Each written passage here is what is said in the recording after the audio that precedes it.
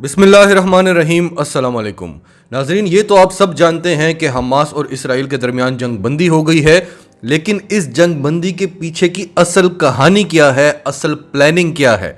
यहूदी जो इतनी कम आबादी होने के बावजूद इस वक्त पूरी दुनिया पर हुकूमत कर रहे हैं, क्या वो आपको इतने बेवकूफ़ लगते हैं? ये तो प्लान 1 था, इसको आप सिर्फ टेस्टिंग कह लें, लेकिन इसके जो रिजल्ट्स आए इसमें कोई शक नहीं कि वो अनएक्सपेक्टेड थे।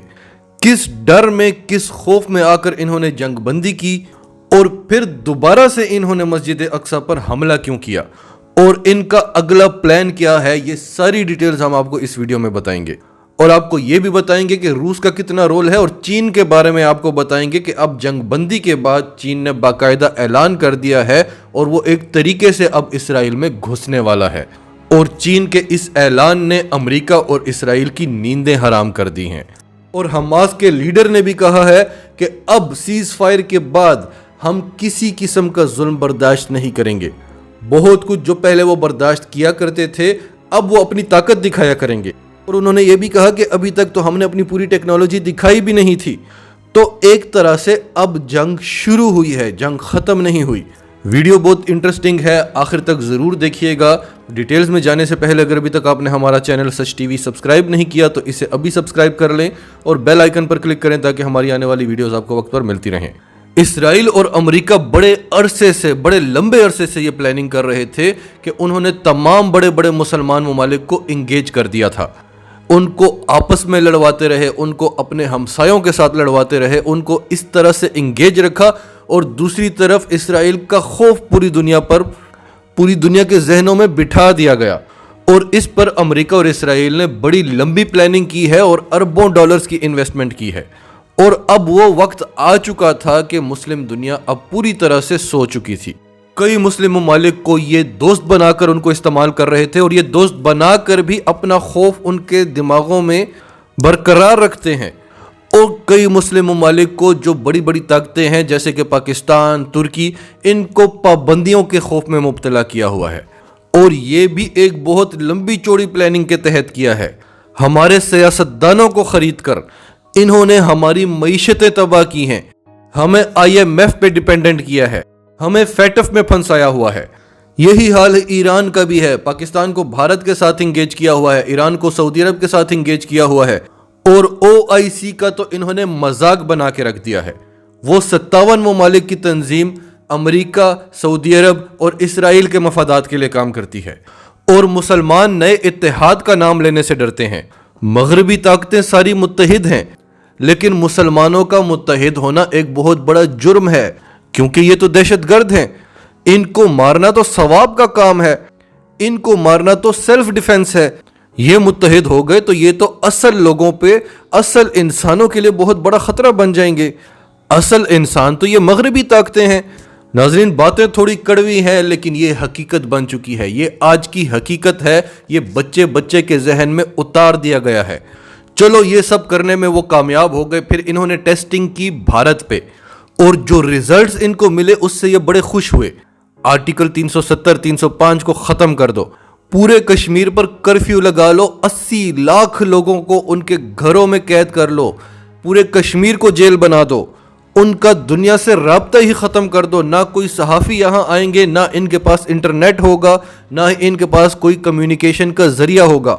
और ये आज 2021 में, 2020 में, और फिर ये 1 दिन हुआ, 2 दिन, 7 दिन, 1 महीना, 6 महीने, 1 साल हो गया। ये तो सिर्फ चीख ही रहे हैं। एक लीडर चीख रहा है और पूरी मुस्लिम उम्मा को कह रहा है कि बोलो, कश्मीर के लिए आवाज़ उठाओ। नहीं बोलते, कोई नहीं बोल रहा। 80 लाख लोगों की जानों की कोई कीमत ही नहीं है। चलो, इससे भी बड़ा स्टेप उठाते हैं। 25 करोड़ मुसलमान जो भारत में बसते हैं, शहरियत एक्ट बिल ले आओ, इनसे इनकी शनाख्त छीन लो, और किसी रूरल एरिया में नहीं, दिल्ली में, दुनिया का एक बहुत बड़ा कैपिटल है न्यू दिल्ली, वहां पे इनके घरों को आगे लगाई जा रही हैं, इनकी दुकानों को जलाया जा रहा है, इनको सड़कों पे घसीटा जा रहा है। दुनिया देख रही है, कोई नहीं बोल रहा। सऊदी अरब कहता है इसे आप उम्मत का मसला ना बनाएं। चलो, ये भी कन्फर्म हो गया कि ये एक दूसरे की जानों की परवाह नहीं करते, मुकद्दस मकामात को टेस्ट करते हैं। बाबरी मस्जिद को शहीद कर दो, यहां पर राम मंदिर बना दो। اب دیکھتے ہیں کہ مسلمان کیا کریں گے. کچھ بھی نہیں ہوا. بھارت کا کچھ نہیں کر سکے تو اسرائیل کا کیا کریں گے؟ بھارت میں 25 کروڑ مسلمان ہیں، لیکن انتہائی افسوس کے ساتھ کہنا پڑتا ہے کہ وہ بزدل ہیں. ان کو بھارت ذہنی طور پر اپنا غلام بنا چکا ہے. وہ آج بھی بھارت کو خوش کرنے کے لیے ہمارے ساتھ لڑیں گے کہ بھارت کو وفاداری ثابت کر سکیں. وہ وفاداری ثابت نہیں ہوگی. اگر ان 25 کروڑ مسلمانوں کی جگہ 1 کروڑ فلسطینی مسلمان وہاں پر ہوتے تو ان کا تختہ الٹ دیتے. اینی ویز اسرائیلی کورٹ نے بھی اسی طرح کا ایک فیصلہ دے دیا کہ شیخ جرح کا جو علاقہ ہے وہاں سے مسلمان فیملیز کو باہر نکالو اور وہ پورا کا پورا علاقہ یہودیوں کو دے دو. وہاں سے مسلمانوں کو گھسیٹ کر باہر نکالا گیا اور یہودی ان کے گھروں پر قبضہ کرتے رہے جو عام شہری تھے، جو عام یہودی تھے. مفت کا مال تھا، لاٹری نکل آئی تھی، کوئی نہیں بولا. پھر یہ مسجد اقصی میں گھس گئے، وہاں پر نمازیوں کے ساتھ بدسلوکی کی، اور دوسرے دن پھر مسجد اقصی میں ایک درخت کو آگ لگا کر انہوں نے چیک کیا. اب مسجد اقصی تو ہمارا قبلہ اول ہے. انہوں نے حد پار کر دی اور عام فلسطینیوں کو مارتے رہے، ان کی بلڈنگیں، ان کے گھر گراتے رہے اور ظلم کی انتہا کر دی. مسلمان کو جگانا بہت مشکل ہو گیا ہے، لیکن جب وہ جاگ جاتا ہے تو پھر یہ جانتے ہیں کہ اب ہمارا کیا ہوگا. تو مسلمان جاگ گیا تھا پھر. اور طریقہ یہ نہیں ہوتا کہ پاکستان ایک دم سے چڑھاوا کر دے، فلسطین پر اسرائیل پر حملہ کر دے. عمران خان نے کنگ فیصل کو موقع دیا، ان کو کہا کہ آپ کے پاس موقع ہے، اپنا کردار ادا کر لیں. انہوں نے ایمرجنسی میٹنگ بلا لی OIC کی، اور پاکستان اور ترکی نے دیکھ لیا کہ یہاں تو کچھ نہیں ہونا، یہ سارا ڈرامہ ہے. اور اسی رات اینٹنی بلنکن کی کال آئی شاہ محمود قریشی کو اور دباؤ ڈالنے کی کوشش کی گئی اور دباؤ مسترد کر دیا گیا اور اتنا پریشر ڈالا گیا کہ UN کو ایمرجنسی میٹنگ بلانی پڑی. اور اس سے پہلے چین اور روس کو پاکستان اور ترکی نے اس گیم میں انوالو کر لیا، کیونکہ بلاک بننے کی باتیں تو آلریڈی ہو رہی ہیں. چین اور روس کو امریکہ اور اسرائیل کی ساری پلاننگ کا پتہ ہے، اور وہ یہ بھی کہتے ہیں کہ ہم نے یہ پلاننگ کامیاب بھی نہیں ہونے دینی. تو پاکستان نے چین کو اور ترکی نے روس کو کہا کہ پھر یہی تو موقع ہے، آپ اپنا وجود دکھائیں، آپ بتائیں کہ آپ سپر پاور ہیں، آپ امریکہ کو ایکسپوز کریں، اسرائیل کو ایکسپوز کریں، آئیں میدان میں اور اپنا کردار نبھائیں. روس کی طرف سے شدید پریشر رہا اور پچھلے 2 دنوں سے باقاعدہ دھمکیاں آ رہی تھیں کہ روس جنگ میں انوالو ہونے والا ہے. اور برطانیہ نے تو صاف کہہ دیا تھا کہ روس نے پوری تیاری کر لی ہے. چین نے بہت زبردست رول پلے کیا، اور آگے آپ کو چل کے بتاتے ہیں کہ اب چین اسرائیل میں گھسنے والا ہے. اینیویز کل تک اسرائیل جو بائیڈن کو کہہ رہا تھا کہ میں تو جو بائیڈن کی بات بھی نہیں مانوں گا اور اپنا ہدف پورا کیے بغیر سیز فائر کا کوئی چانس ہی نہیں ہے. آپ سب یہ جانتے ہوں گے کہ ان کے لیڈر نے ان کو بتایا تھا اور یہ پریڈکشنز پر بہت زیادہ بلیو کرتے ہیں. اس نے پریڈکٹ کیا تھا کہ اگر اسرائیل کو کسی ملک سے خطرہ ہے، اگر اسرائیل میں کوئی تباہی لا سکتا ہے تو وہ پاکستان ہے. اور اس وقت سب حیران بھی ہوئے تھے کہ پاکستان تو ابھی آزاد ہوا ہے، اس کی حیثیت ہی کیا ہے. تو کل UN کے اجلاس میں جب انہوں نے شاہ محمود قریشی کو گرجتے برستے دیکھا اور جس طرح سے شاہ محمود قریشی نے اقوام متحدہ کی دھجیاں اڑائی، ان کو کہا کہ آپ فیل ہو گئے ہیں اور ہم فلسطین کو ناکام ہونے نہیں دیں گے. اس بات میں کتنا وزن ہے. ہم ان کو ناکام ہونے نہیں دیں گے، ہم ان کی آواز دبنے نہیں دیں گے، اور آپ فوجیں اتاریں، ہم تیار ہیں. کوئی بھی اس چیز کو صحیح طرح سے ہائی لائٹ نہیں کر رہا، لیکن سیز فائر میں شاہ محمود قریشی کی سپیچ کا بہت بڑا ہاتھ ہے، روس کا بہت بڑا ہاتھ ہے. ایران، مصر، لبنان، سعودی عرب، ان کا کوئی خوف نہیں ہے اسرائیل کو. ترکی نے بہت زبردست رول پلے کیا ہے. ملائیشیا جو ان معاملات میں زیادہ تر ہاتھ نہیں مارتا، وہ بھی فوج تیار کر کے بیٹھا ہوا ہے.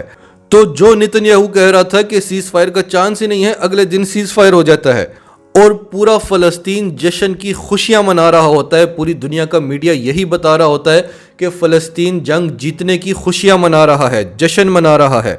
یہاں تک کہ خود اسرائیل کے اخبار بھی یہی کہہ رہے ہوتے ہیں، اور بعد میں اسرائیل کہتا ہے کہ نہیں جی، یہ جنگ تو ہم نے جیتی ہے.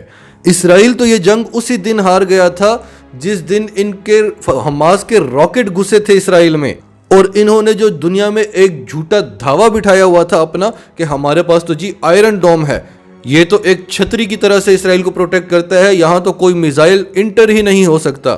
حماس کے واٹر پائپس والے راکٹس گھسے، جی ہاں، آپ بالکل صحیح سن رہے ہیں، پانی کے پائپوں کے انہوں نے راکٹس بنائے ہوئے تھے، انہوں نے آئرن ڈوم کو بری طرح سے ناکام کر دیا، اور پھر جنگ وہ جیتتا ہے جو شرط منواتا ہے، وہ نہیں جو شرط مانتا ہے۔ اسرائیل نے حماس کی 2 شرطیں مانی، حماس نے اسرائیل کی 1 شرط بھی نہیں مانی۔ حماس نے کہا کہ آپ دوبارہ مسجد اقصی کے اقدس کو پامال کرنے کی کوشش نہیں کریں گے، انہوں نے مان لیا۔ شیخ جرہ میں جو فلسطینی رہ رہے تھے وہ وہیں پر رہتے رہیں گے، انہوں نے وہ بھی مان لیا۔ تو بس یہی تو 2 باتیں تھی جنگ کی، انہوں نے مان لی، سیز فائر ہو گئی، لیکن اس کے بعد جو پوری دنیا میں ان کی بے عزتی ہوئی کہ آپ نے حاصل کیا کیا؟ آپ تو اسرائیل ہیں سپر پاور، آپ نے اس جنگ سے حاصل کیا کیا ان 11 دنوں میں؟ آپ نے بے گناہ فلسطینیوں کو مارا ہے اور اسے آپ جیت سمجھ رہے ہیں؟ کیا آپ نے 1 انچ زمین بھی قبضہ کی ہے؟ آپ تو ان کی شرطیں مان کے آ گئے ہیں۔ تو اس لیے آج یہ دوبارہ سے مسجد اقصی میں گھسے، وہاں پر شیلنگ کی، ٹیئر گیس سے حملہ کیا، دنیا کو بتایا کہ دیکھو اب بھی ہمارا اپر ہینڈ ہے، یہ سب کچھ ہمارے ہی انڈر میں ہے۔ اب ان کا پلان کیا ہے؟ ٹائمنگز انہوں نے بڑی اچھی سیلیکٹ کی تھی، پینڈیمک بھی ہے، مسلمان اپنے مسئلوں میں پھنسے ہوئے ہیں اور ویسے ہی سو رہے ہیں، لیکن نہیں، جاگے ہیں، اور روس اور چین بھی بیچ میں آ رہے ہیں۔ تو اب نیکسٹ پلان یہ ہے کہ ان سب کو جو بیچ میں آیا ہے اس کو انگیج کرنا ہے، پاکستان کو، ترکی کو، چین کو اور روس کو خاص طور پر انگیج کرنا ہے، پھر نیکسٹ سٹیپ اٹھانا ہے، کیونکہ 3rd ٹیمپل تو بنانا ہے، تبھی تو مسیحا نے آنا ہے۔ تو اب اس کا یہی طریقہ رہ گیا ہے۔ تو امید ہے آپ کو ساری گیم سمجھ آ گئی ہوگی، اور یہ سب آبویس ہے، یہ فیکٹس ہیں۔ دوسرا، وہ دنیا کو اس سب کا عادی بنانا چاہتے ہیں، خاص طور پر مسلمانوں کو۔ کشمیر میں کرفیو لگا تھا، بہت بڑی بات تھی، اب کوئی بولتا بھی نہیں ہے۔ بابری مسجد والی بات بہت بڑی بات تھی، اب وہاں پر کام ہو رہا ہے، عام سی بات ہے۔ تو یہ یہودی انسانوں کے دماغوں کے ساتھ کھیلتے ہیں، یہ اس چیز کا عادی بنانا چاہتے ہیں کہ آہستہ آہستہ یہ مسجد اقصی میں گھسیں گے، وہاں پر نمازیوں کے ساتھ ظلم کریں گے، اور مسلمانوں کو یہ بڑی بات نہیں لگے گی کہ یہ تو عام سی بات ہے۔ اب آپ کو چین کا بتاتے ہیں کہ چین کس طرح سے گھس رہا ہے۔ چین نے کہا ہے کہ وہاں پر جتنا بھی انسانیت کو نقصان ہوا ہے غزہ میں، اس سب کو ہم ریکنسٹرکٹ کریں گے۔ ان کی ٹیمیں وہاں جائیں گی، وہاں پر جائزہ لیں گی، جتنا نقصان ہوا، جن کے گھر تباہ ہوئے ہیں، بلڈنگیں گری ہیں، وہ سب کچھ دوبارہ سے بنایا جائے گا۔ اور اس سب سے کیا ہوگا؟ چین کے وہاں پر سٹیکس ہو جائیں گے۔ جیسے روس کو گھسنے کے لیے بہانہ چاہیے تھا، تو روس کے شام میں سٹیکس تھے، چین کے اسرائیل کے اندر سٹیکس ہو جائیں گے۔ حماس کے ساتھ وہ ڈائریکٹ کانٹیکٹ میں آ جائے گا، فلسطینیوں پر اس کی انویسٹمنٹ ہو جائے گی، وہ سب کچھ ری بلڈ کرے گا، اور نہ امریکہ اسے روک سکے گا، نہ اسرائیل اسے روک سکے گا، نہ اقوام متحدہ اسے روک سکے گا، کیونکہ وہ تو ریکنسٹرکشن کے لیے جا رہا ہے۔ یہ ہمارے بلاک کی پلاننگ ہے جس نے امریکہ اور اسرائیل کی نیندیں اڑا دی ہیں۔ اب اس سب سے ہوا کیا؟ ایک تو ہمارا جو بلاک تھا، چین، روس، پاکستان، ایران اور ترکی، وہ مزید مضبوط ہو گیا ہے۔ دوسرا، اسرائیل کا پول کھل گیا ہے، اسرائیل کا امریکہ کا خوف دنیا سے اتر گیا ہے، امریکہ اور اسرائیل کو ناکامی ہوئی ہے، پہلی بار دنیا کھل کر ان کے خلاف کھڑی ہوئی ہے، مسلمانوں نے اپنا آپ منوایا ہے، اور سب سے بڑی بات، حماس کے لیڈر نے کہا کہ اب ہم کچھ بھی برداشت نہیں کریں گے، بہت کچھ وہ جو پہلے برداشت کیا کرتے تھے اب وہ نہیں کریں گے۔